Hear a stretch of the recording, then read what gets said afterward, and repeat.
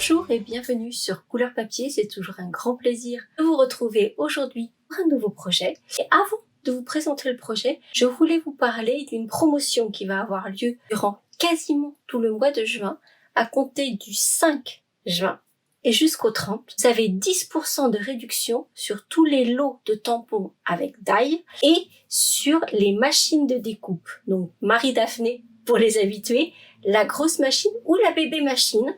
Donc les lots avec poinçon et les machines de découpe sont à moins 10% du 5 au 30 juin.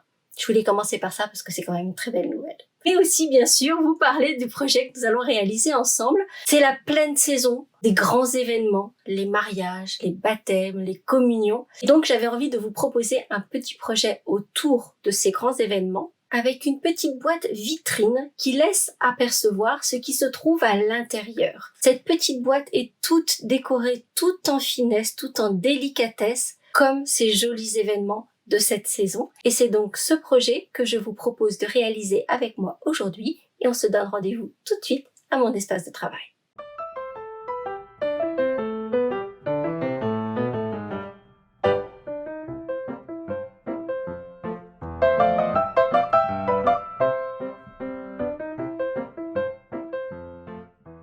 Comme à mon habitude, pour réaliser notre jolie petite boîte cadeau, je vais commencer par vous indiquer le matériel et les fournitures dont nous avons besoin. À savoir, ici, lot Choupinou et Choupinette, c'est très mignon. C'est un petit lot qui est vraiment très sympa parce qu'en fait, vous avez le set de tampons et un petit set de die, ce qui veut dire que vous avez ce qu'il faut pour pouvoir découper les éléments du set de tampons, mais il n'y a pas trop d'éléments, donc ça en fait un prix très abordable. Et ça, sincèrement, on aime. Donc ça, c'est vraiment tout mignon. Les messages sont vraiment très sympas aussi. Le mini-vous, le plein de bonheur, voilà. Et ce qui est sympa aussi, on va pouvoir personnaliser ce petit body, par exemple en lui rajoutant des petits boutons, en lui rajoutant une petite poche, voilà, des petits motifs. On peut vraiment s'amuser. L'autre élément que je vais utiliser, c'est ce set de tampons Chantilly Lace, donc, et en particulier ce très joli tampon avec cet effet de dentelle qui est juste magnifique. On a aussi une petite bordure de dentelle, vraiment, il est très joli ce set de tampons. Et puis, si vous n'avez pas compris que je l'adore, vous m'avez pas suivi ces dernières semaines, c'est ce set de die avec tous ces cadres, amour sans limite. Et si vous m'avez suivi sur les vidéos que je vous ai proposées depuis la sortie de ce nouveau catalogue, vous savez que ça fait partie de mes chouchous puisque là encore, on va l'utiliser ensemble. Par ailleurs, au niveau fourniture, on va avoir besoin dans du papier bien beige, d'un rectangle qui mesure 5 pouces sur 6 pouces et demi. Si vous êtes des habitués de la chaîne, vous savez que quand je travaille sur des projets 3D, je préfère, c'est très personnel, mais je préfère, il y a des raisons pour cela, utiliser le système impérial, donc les pouces. Si vous êtes réfractaire au système impérial, n'oubliez pas que sur le blog, donc vous avez le lien en barre d'infos, mais également à la fin, sur l'écran de fin de cette vidéo, le lien qui vous mène sur le blog avec le plan de coupe en centimètres et en pouces. Mais si vous avez envie de vous familiariser avec ces pouces, parce que je vous assure qu'ils peuvent être très pratiques, je vous ai fait une petite vidéo que je vous mets juste ici, qui vous aide à comprendre ce système de mesure, avec lequel, c'est clair, on n'a pas grandi ici, nous en France, mais qui pour autant, quand on fait du scrap, est quand même très utile. Donc, vous avez la petite vidéo qui vous permettra de mieux comprendre ce système. On aura également besoin d'un morceau de papier fenêtre qui lui mesure 1/3 sur 2,5. Avec exactement ces mêmes mesures, nous allons découper le cadre de notre petite boîte, donc dans la couleur que vous aurez choisie. Pour moi ici ce sera du pêche précieuse et donc du coup exactement les mêmes mesures, donc 1/3 sur 2,5. Vous aurez également besoin de petites chutes de papier blanc simple et bien beige en version épaisse. Vous allez le constater, je vais vous proposer une petite variante pour l'intérieur de cette boîte. Donc restez bien avec moi jusqu'au bout. Si vous réalisez cette variante, du coup il y aura un morceau supplémentaire, mais je vous en parlerai tout à l'heure.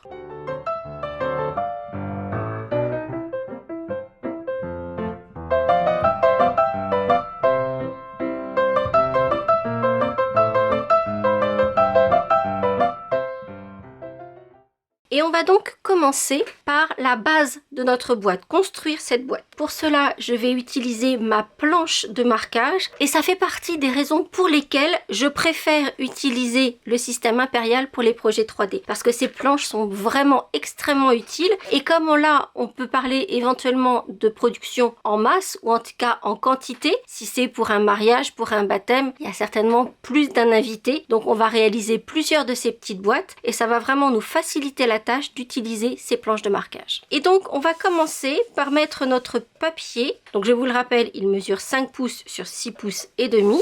On va mettre le petit côté en haut et on va marquer le papier à 3/4, 3,5 et 4,5. On va ensuite faire un quart de tour à notre papier dans le sens inverse des aiguilles d'une montre de façon à mettre les deux bandes que l'on trouve ici en haut. Et cette fois-ci, on va faire des lignes de marquage à 1, 3, 4 et 6 pouces. Et on va rajouter des lignes de marquage partielles uniquement sur la première bande du haut à un demi-pouce et à 3 pouces et demi. Et voici donc ce que l'on doit obtenir. Donc vous voyez là on a des marquages qui sont partiels. Ensuite nous allons devoir marquer le papier en diagonale.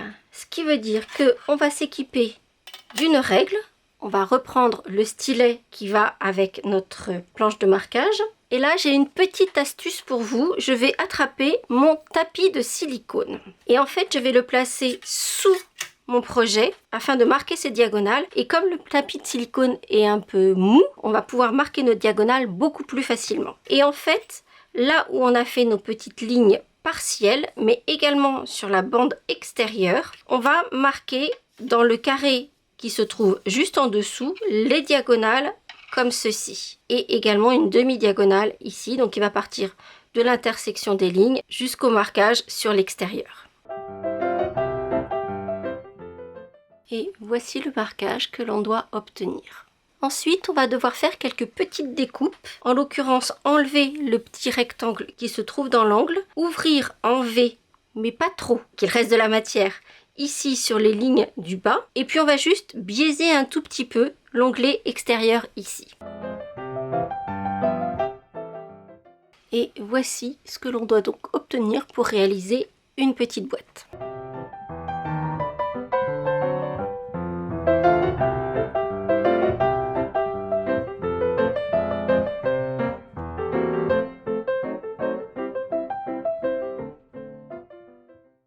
Et à présent, on va commencer à décorer notre boîte. À commencer par le tamponnage. Je vous ai montré donc ce grand tampon effet dentelle que l'on va utiliser.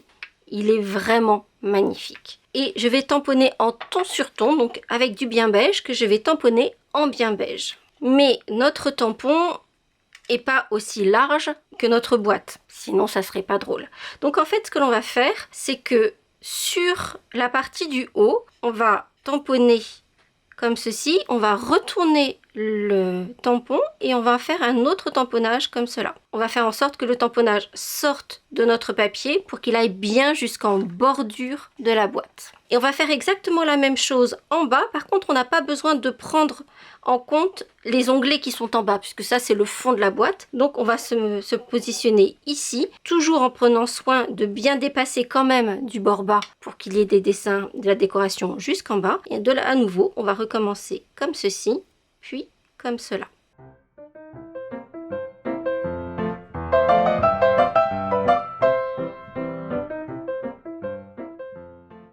Et donc on a notre effet de dentelle, sachant que là, l'encre n'a pas encore séché, donc ça va être encore plus subtil, encore plus tôt sur ton. Vous voyez comme ça se fond dans le papier, c'est vraiment très joli. Ensuite, nous allons pouvoir utiliser notre set de die Mes Chouchous Amour sans limite. Et cette fois-ci, je vais utiliser cet ovale-ci. Et on va le découper dans notre boîte, donc pour fermer l'ouverture, et on va bien se placer. Alors la façon dont on place cette ouverture est importante. Ça doit être sur le panneau qui est au milieu des deux bandes avec les triangles au-dessus. C'est ce qui fera que la fermeture de la boîte qui se trouve ici ne soit pas visible sur le devant.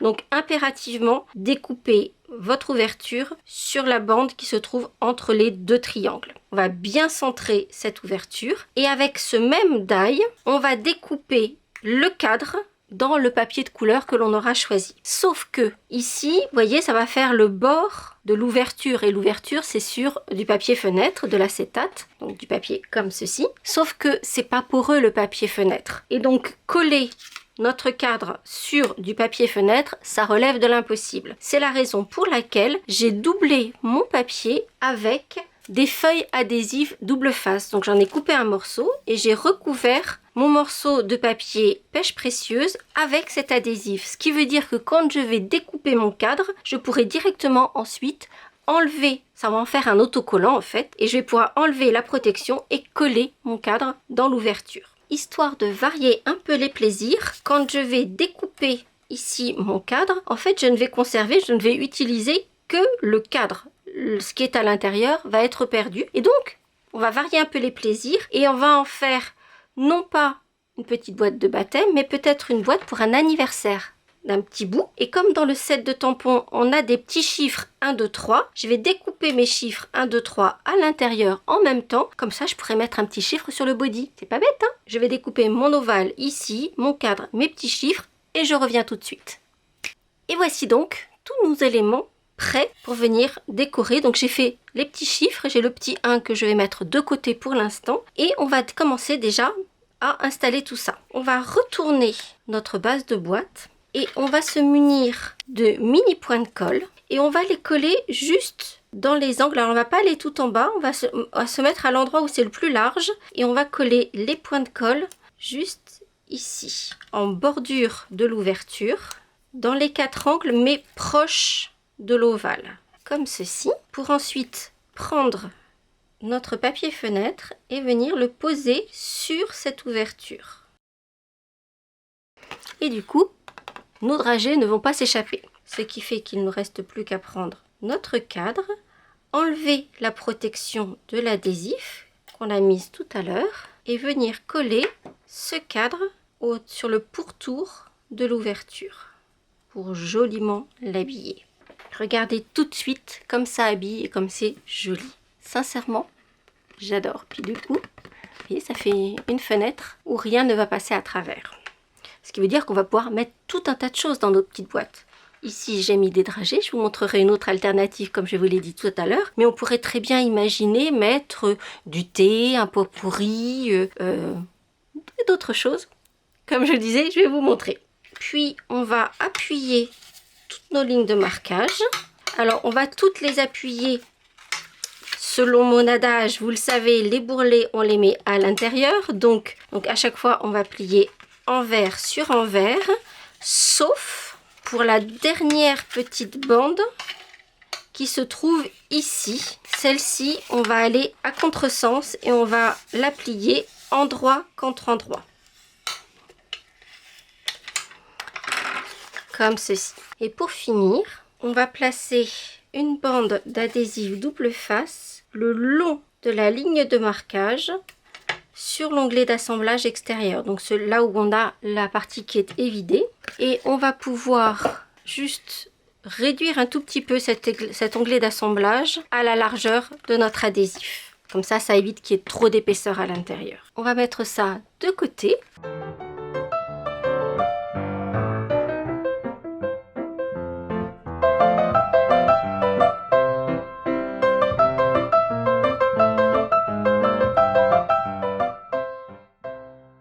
Pour s'atteler à la décoration de notre petite boîte, donc ici avec notre petit body qui est trop mignon. Donc là il y a un peu de mise en couleur, j'ai déjà tamponné ce petit body en pavé de galets pour que ça ressorte suffisamment mais que ce ne soit pas aussi dur que du noir pourrait l'être. J'ai également découpé ce body dans du papier bien beige, puisque comme on va le colorier avec des Stampin' Blends, du coup ça va passer, la couleur va passer au travers. Ce sont des feutres à alcool, donc forcément ça va passer à travers. Donc on va doubler notre petit body et en plus ça le rendra plus solide. Comme il dépasse du projet, ça permettra à ce que ce soit plus solide. Donc on a notre doublure à garder par ailleurs. Vient à présent le moment de la mise en couleur de ce body, car vous voyez qu'il n'est pas du tout à rayures, alors que le mien l'est. Et je vais vous montrer, j'ai plein de petites astuces pour ça. D'abord, je vais prendre un peu de pâte à fixe que je vais placer au dos de mon body, ce qui me permettra de pouvoir faire les actions que j'ai à mener sans que la découpe bouge sur mon espace de travail. Ensuite, je vais m'équiper d'un crayon de papier et d'une règle. Et en fait, je vais me servir de mon espace de travail, du quadrillage de mon espace de travail. Alors, si vous n'avez pas celui-ci, on vend également des feuilles de papier qui vous servent d'espace de travail et qui est quadrillé d'un côté en centimètres, de l'autre côté en pouces. Et ça nous sert vraiment de repère, c'est vraiment très utile. Et donc là, je vais faire une petite ligne très délicatement. Je ne vais pas appuyer, je ne veux pas que ce soit trop visible, tous les demi-centimètres.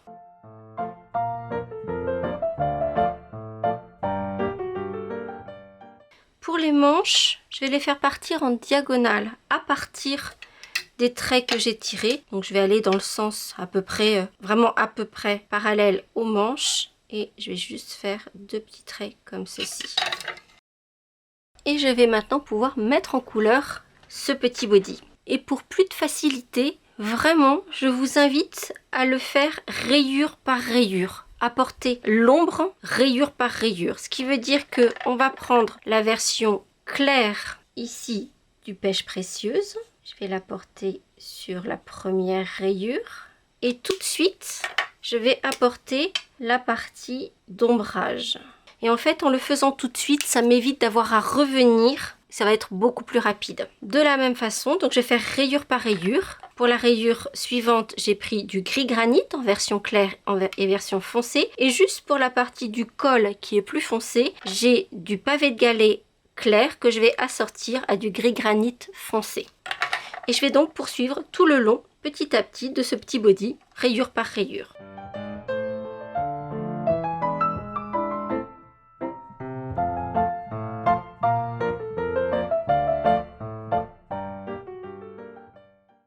J'ai choisi volontairement des couleurs un peu moins traditionnelles que le rose pour les filles et le bleu pour les garçons, mais le gros avantage de partir sur ces rayures avec du gris granit, donc ce gris chaud, c'est que vous pouvez vraiment la sortir avec tout ce que vous voulez, du rouge, du vert, du jaune, vraiment vous pouvez tout assortir avec. J'ai une petite astuce dont je vous ai déjà parlé quand je vous ai parlé des Stampin' Blends. Si vous avez un petit peu dépassé sur la partie blanche extérieure, vous pouvez prendre le nuanceur, donc celui qui est transparent, et très délicatement apporter. Alors vous n'allez pas le voir dans un premier temps, mais en fait le nuanceur va vous permettre de repousser la couleur là où vous ne voudriez pas qu'il y en ait. Donc délicatement, vous allez peut-être pouvoir revenir dessus si nécessaire, donc vous attendez que ça sèche et ensuite vous revenez un tout petit peu et ça va repousser la couleur aux endroits où vous ne souhaitez pas en avoir. Et puis pour finir, on n'a plus qu'à coller notre petit body. Donc comme je vous disais, forcément les feutres à alcool, ça passe à travers le papier. Donc on va juste mettre une fine couche de colle liquide et doubler notre petit body avec un body identique bien beige, ce qui nous permettra d'avoir déjà une décoration plus solide. Et en plus, du coup, ça masque l'envers de notre mise en couleur. Et puis, comme tout à l'heure, je vous avais dit, j'avais découpé mon petit 1. Je vais lui donner un petit peu de relief aussi à lui, parce que sinon, je trouve qu'il manque un petit peu de quelque chose. Donc, je vais reprendre mes Stampin' Blends. Je vais commencer par faire tout le tour avec le clair, en laissant une petite partie à l'intérieur qui soit non mise en couleur. Hop, reste là. Et je vais ajouter du foncé sur le pourtour, mais avec quelque chose de plus fin pour faire une espèce de dégradé sur le pourtour en fait. Et ainsi notre décoration ressortira davantage, ce qui veut dire que je n'ai plus qu'à retirer la protection de l'adhésif et coller le 1 sur le body.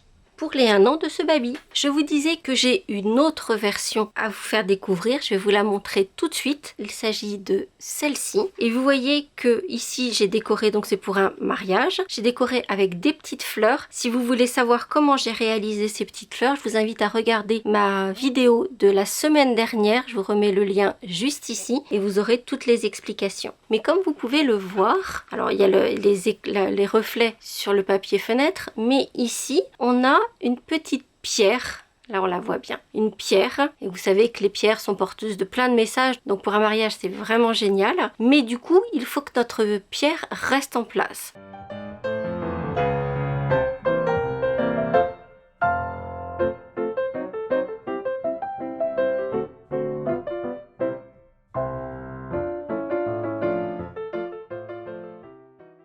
c'est la petite variation que je vous propose. Alors c'est valable si vous voulez offrir une petite pierre comme ici pour Sonia et Sébastien, mais si vous voulez que cette petite boîte puisse accueillir par exemple un rouge à lèvres pour offrir à une maman, à une sœur, à une amie, à une fille, ça peut être très joli de mettre un rouge à lèvres dans cette petite boîte. Donc je vais vous indiquer comment faire ce petit insert que vous voyez peut-être à l'intérieur. Je vais essayer de vous le montrer. Vous voyez, vous avez un cercle là et ça vous permet de maintenir ce que vous allez mettre à l'intérieur. Donc si vous voulez faire une boîte avec quelque chose que vous voulez maintenir debout et non la remplir de confiserie comme pour celle-ci, vous allez devoir couper un morceau de papier qui mesure 2 pouces un petit peu moins, c'est-à-dire que vous allez vous mettre sur la marque des 2 pouces, puis vous allez juste reculer un tout petit peu votre papier pour qu'il y ait un petit peu moins de 2 pouces, puisqu'en fait cet insert vient à l'intérieur de la boîte. Comme la boîte fait 2 pouces de largeur, si vous mettez 2 pouces pour l'insert, ça va se bousculer un petit peu à l'intérieur, donc on va réduire un tout petit peu. C'est pour ça que je dis 2 pouces moins de largeur, et sur la hauteur ce papier va mesurer 1/3, sachant qu'en fait ça c'est une des chutes quand vous allez découper vos bases de cartes, c'est-à-dire que votre feuille A4, vous allez avoir ici une boîte, ici une deuxième boîte, vous allez avoir une petite chute en bas et une petite chute sur le côté. Et là en fait vous avez votre feuille A4. Et en fait c'est dans cette chute là qui se trouve sur le côté, donc là vous avez découpé à 6,5, il vous reste cette bande là, vous allez juste la recouper à un peu moins de 2 pouces. Et puis vous allez faire une ligne de marquage à 1/4 de pouce et à 1 pouce 1/4. Puis vous allez poser de l'adhésif double face sur cette petite bande ici, mais également sur la plus grande de l'autre côté. Et je vais vous montrer ensuite comment on va pouvoir l'insérer ou pas, selon ce que vous voulez mettre à l'intérieur de votre boîte.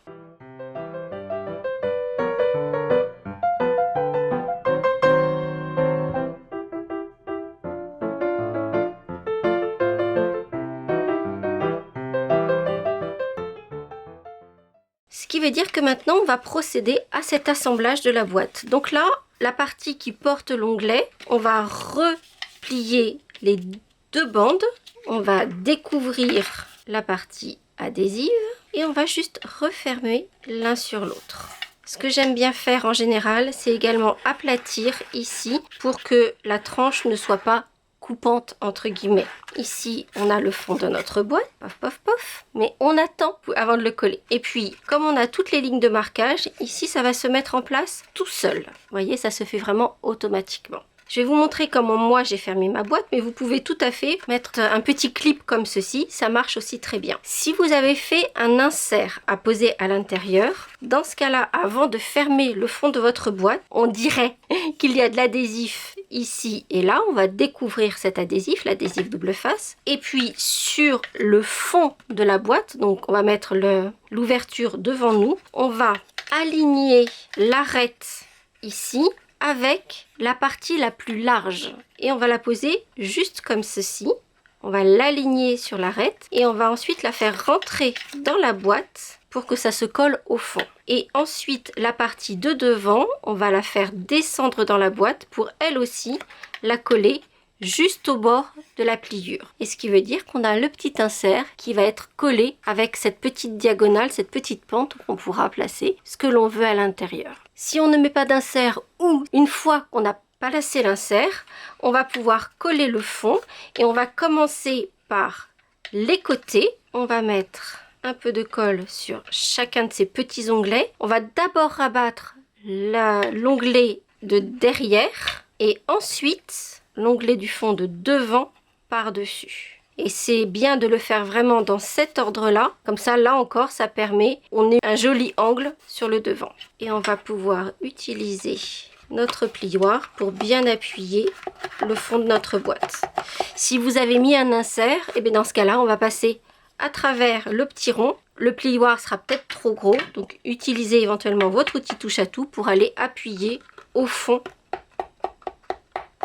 de notre boîte. Comme je vous l'ai indiqué à l'instant, on peut tout à fait choisir de fermer la petite boîte avec un clip, mais je trouve que c'est quand même beaucoup plus élégant. Dès qu'on ajoute un petit peu de ruban, ça donne de la texture. Vous savez, comme en cuisine, le croquant, le moelleux, donc le croustillant. Donc de la même façon, je trouve que ajouter là le ruban, c'est ce qui apporte un peu le moelleux dans une recette. On va cependant garder notre petit clip pour l'instant parce que ça nous permet de garder notre boîte bien fermée. Et je vais utiliser ma Crop-A-Dile. Alors, il en existe des plus petites. Ce qui est bien, c'est que c'est le genre d'outil qui est increvable. Par contre, qui n'est pas vendu par Stampin' Up. Donc, si vous avez raté la première fois où je vous ai partagé le lien, j'essaierai de vous retrouver un lien d'une Crop-A-Dile et je vous mettrai dans la liste des courses. Moi, la mienne, ça fait tellement longtemps que je l'ai que je ne sais pas si je retrouverai exactement la même. Sur la mienne, il y a deux perforations possibles. Donc là, on va prendre la plus grande des deux et on va faire un petit trou qui va prendre les 4 épaisseurs de papier que l'on a de chaque côté et on va faire en sorte de bien le centrer, que ce soit pas trop près du bord ici ni trop près du bord ici.